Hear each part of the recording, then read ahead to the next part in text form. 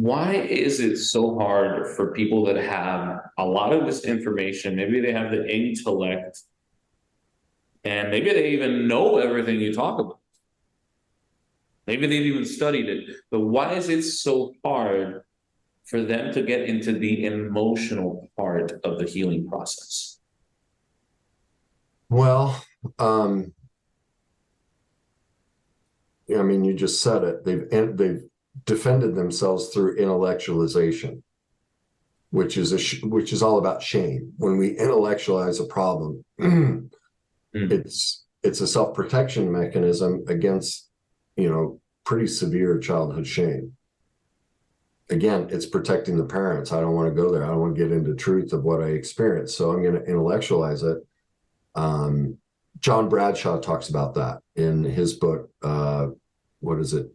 The Shame That Binds, or Healing the Shame That Binds. Great book. That he confesses that's, his way of hiding his shame is to intellectualize everything. I do that too. I love getting caught up in, all the theory of all this stuff too.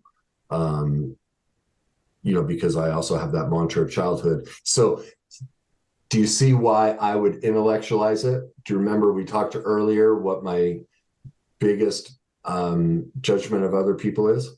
That they're what? Stupidity. Stupid. So of course I would create a maladaptive coping skill of trying to be smart, so I don't have to feel the shame of how absolutely stupid I am. Now, I've reconciled that, but now I've reconciled, yes, at times I'm very stupid.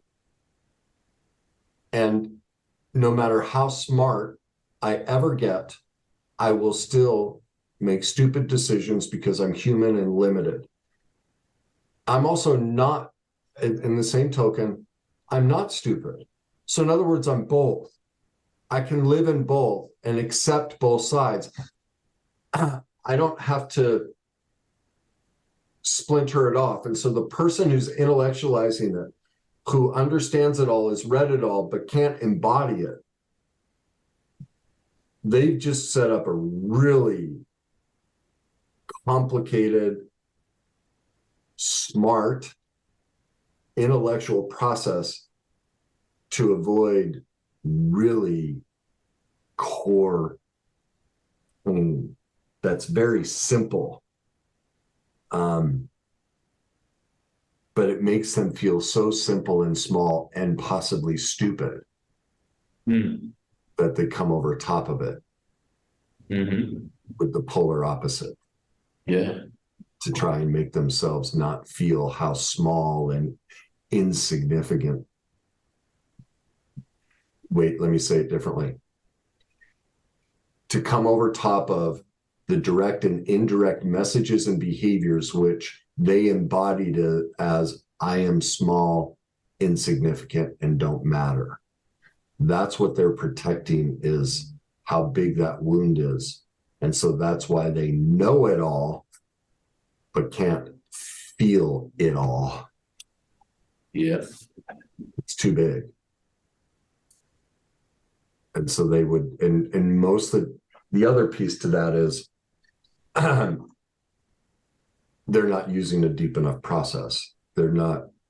What can they do then? Like if they're stuck in there, maybe they even know it. What can they do to help? Well, I know this. If that's where they're stuck, they haven't been through, they don't know emotional mastery, because that'll break you like that. Like in a couple days. I mean, those first. So, like what do you mean? Well, remember with you? Remember when you first started tracking your feelings, you broke open like that. Remember how you were just like texting me, Kenny, like, what's going on? Yeah, share a little bit about that, because I'd love to hear your side of that story, because I don't necessarily remember it the same way, and I think it would be valuable for your audience. Okay, well, your defenses were pretty, by your own admission, were pretty high.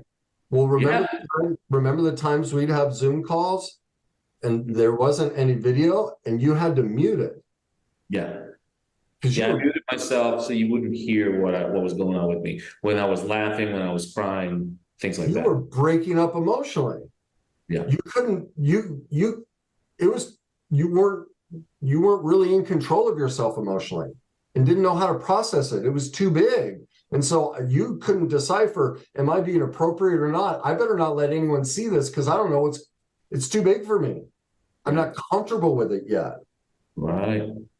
Remember that? Yeah, yeah. I So remember. you would share pieces, but there was a long time I didn't know that you were muting yourself. I just thought you were listening. I had no idea. Well, Yeah. you started to tell me, and then you text messages, hey, I'm going through this. What is this? Like,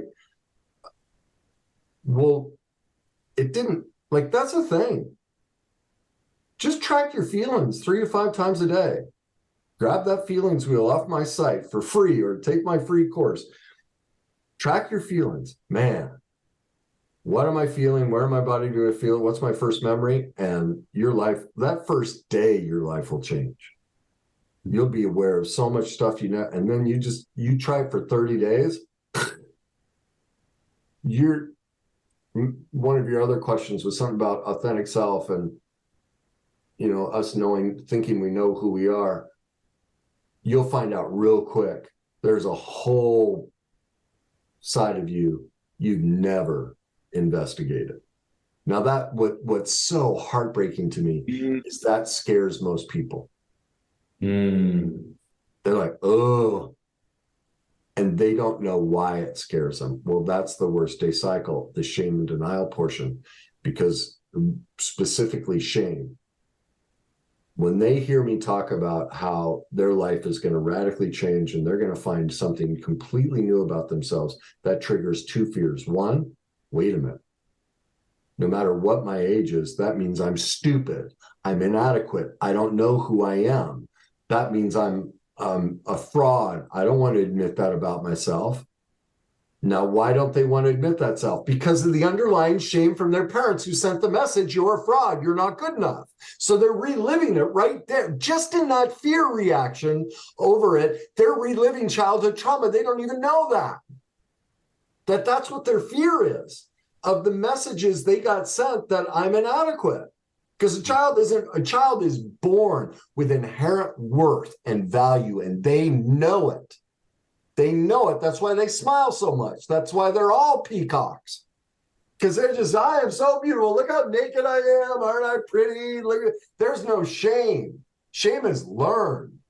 Mm-hmm. So that response of fear of, oh my God, I'm going to find out who I am. No, I can't. That's learned from your parents. So that's the first thing, is I don't want to admit that I don't know who I am. And then even deeper is, wait a minute. I developed this false persona, this fraudulent me. And it's not that you're fraudulent. You're doing the best you can with where you are. The actor, so to say, the actor. Sure, I'm not great at picking. I'm terrible at picking bubblegum pop phrases that make people feel. I just don't live in that world. Yeah, I don't manipulate language like that, because it's so disingenuous and hurtful. There's nothing wrong with being a fraud. We're all a fraud at times. That's just truth. There's nothing wrong with having false personas. We all have, but we don't teach truth. So we have to create all these nice phrases that make people feel good. They're all manipulative, and they're not kind and loving. The sugar coating, you mean? Like the sugar. They're trying to hide all this pain through that false positive friendly word, and that's not helpful. It's not loving. I hear you. Deceit. I see. Let me say something real quick. I see now more than ever why you say it's not helpful and why that is, because. And remember how you used to fight me for that. Well, here's the thing. I realize now that the sugar coating feeds denial.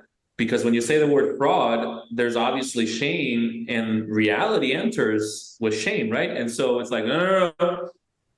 You have 2 options. Going to, no, sugarcoat that for me so I could eat it like a candy, or say fraud so I could. And that's the shame and denial portions of the worst day cycle. That's what's killing everybody. Shame of, I can't admit that I'm a fraud. And that's the first part of shame. The second part of shame is, wait a minute, I became a fraud to get attachment to my parents, which I need to survive. I'll die without it. So if I drop my fraudulence, it means I lose all connection to them. Well, I already, even if I won't admit it to myself, but the fact that I'm questioning whether I should take any of this on proves my parents shamed me and I had to detach from my authentic self. Yeah. Those two are so big, we go into denial, we create sugary words, all of these self-deceptive techniques, so I don't have to be into truth of who I am and what I experience. I don't have to face me, and that's why, you know, I've developed all of this. One, the worst day cycle, so you can see this is how you find how fraudulent we all are, all of us. Pick any person in just a couple of questions, I could blow up their whole vision of themselves. And it's not me personally, it's the process. It does it to everybody. It exposes any person on the planet that, oh my gosh, I am detached from myself. That's what makes it so powerful. And then you have to get into the authentic self cycle of truth. Yes, I'm a fraud. And isn't it beautiful? Mm-hmm. Take responsibility, healing, forgiveness, and you do that through the emotional mastery process. And so, you know, that's the thing. There are many trinity. There are many times when what you're saying right now, the word fraud can be just what you have to do at a certain moment to survive. Life-saving. Yeah, to make ends meet. Fraud can be pretending with a little white lie, or it could be pretending in any sort of fashion to protect somebody from any kind of pain. Maybe in that moment it wasn't a good time, right, for it. We all have good reasons for it. So in many ways, yes, we are doing the best through the fraud, right? Yes, I'm not. But see, because they're filled with shame, they hear it as me denigrating, which is about them, not me. I'm offering a lifeline. I'm offering compassion, but you won't see what I'm offering unless you do the work.